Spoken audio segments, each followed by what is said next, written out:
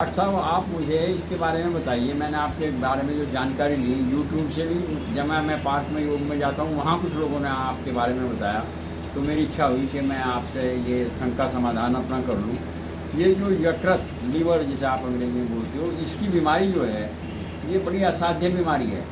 तो इसके बारे में आप मुझे बताओ, क्या ये रोग हो गया, क्या ये रिवर्स हो सकता है, इससे मुक्ति पाई जा सकती है या नहीं पाई जा सकती, इस पर आप अपनी राय दें। देखिए, लिवर डिजीज़ जो होता है, लिवर हमारे यहाँ होता है।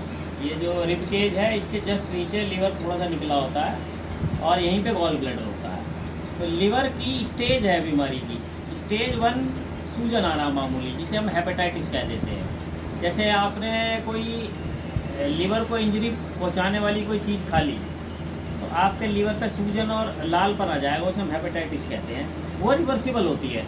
आपने जैसे ही अपनी डाइट सुधारी या वो दवाई बंद करी, जैसे टीबी की कई दवाई हेपेटाइटिस कर देती है, तो वो रिवर्स हो जाता है। एक स्टेज होती है फैटी लीवर, जो आज की डेट में 30 साल की उम्र के बाद में लगभग 80 से 90% लोगों को फैटी लीवर है। उसका कारण है हमारी डाइट, इंसेक्टिसाइड, पेस्टिसाइड और हमारा जो पैक्ड फूड है और जो जंक फूड है, उसकी वजह से फैटी लीवर लोगों को हो जा रहा है। वो एक नॉर्मल फाइंडिंग है अल्ट्रासाउंड पे, लेकिन उससे एसिडिटी होगी खाने पीने में लोगों को फैटी लीवर से। और धीरे धीरे ये लिवर स्टेज 1 डिजीज़ अगर है तो अगली जो स्टेज है लिवर डिजीज़ की फैटी लीवर के बाद, वो हो जाती है फाइब्रोसिस। अब फाइब्रोसिस की भी कई स्टेज हैं। अगर आप रोकथाम कर लें, डाइट इंप्रूव कर लें, शराब पीना छोड़ दें, टॉक्सिन्स, एंटी ट्यूबुलर ड्रग्स ये सब बंद कर दें, तो यहाँ से रिवर्स हो जाती है। लेकिन जब और ज़्यादा आगे बढ़ जाती है, जो एंड स्टेज है, हम उसे सिरोसिस कहते हैं।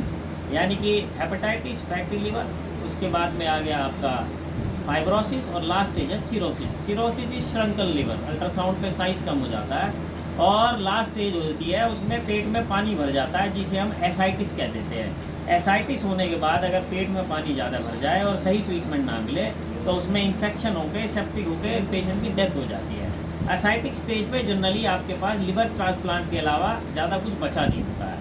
हालांकि लिवर ट्रांसप्लांट के भी रिजल्ट्स जो है बड़े ही निश्चित नहीं है। कई बार ऑर्गन बहुत अच्छी सक्सेसफुली ट्रांसप्लांट नहीं होती है।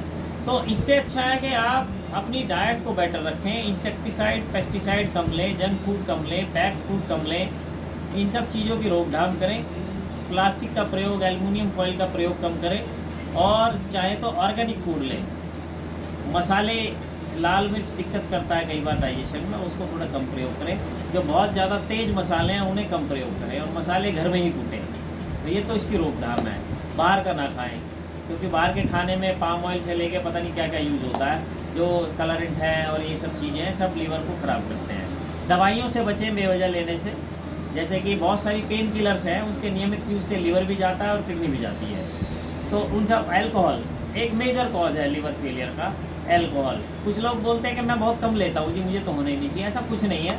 किसी किसी की बॉडी एलर्जिक होती है, जैसे कि धूल से ही उसको अस्थमा हो जाता है, ऐसी जरा सी शराब से आदमी का लीवर फेल हो सकता है। तो जिसको एलर्जी है अल्कोहल से प्राकृतिक रूप से, उनके लिए थोड़ी सी अल्कोहल भी बड़ी डेंजरस होगी। और one of the most common cause जो मैंने अपनी प्रैक्टिस में देखा है लिवर इंजरी का, वो आज की डेट में है अल्कोहल। और इसमें अगर मैं दवाई आपसे कहूँ तो सबसे ज़्यादा जो मेरा अनुभव रहा है वो लिव 52 के साथ रहा है, हिमालयन ड्रग्स की, जिससे मैंने बड़े बड़े लीवर और बड़ी बड़ी तिल्लियाँ, जिसको हम स्प्लीन कहते हैं, हिपैटोस्प्लीनोमेगैली और oesophageal varices, they are classical presentations of portal vein hypertension that happens due to chronic liver disease. Back pressure changes आते हैं पोर्टल वेन में, और पोर्टल वेन ही आ जाती है इसोफेगस में, वहाँ इसोफेजियल वेराइसिस यानी ब्लीडिंग, इधर लिवर का बढ़ जाना, इधर तिल्ली का बढ़ जाना।